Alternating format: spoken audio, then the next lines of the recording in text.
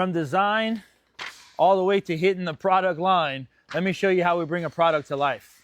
So it started right here in SolidWorks. Now we send it to the laser tables. This, combined with our overhead crane, allows us to lift sheets loaded on the laser table, hold the file, cut the part out on the laser table.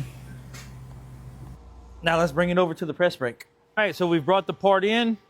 We're just gonna follow the bin, see how it wants us to do it.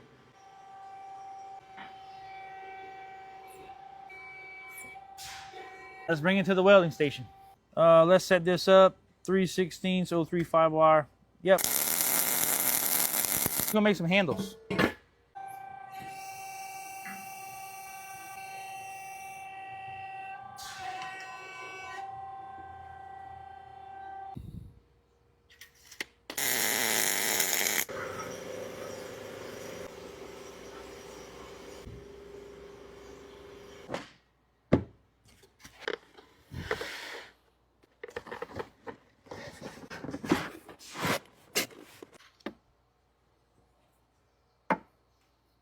And just like that, from a drawing on the computer to the box ready to ship to your door.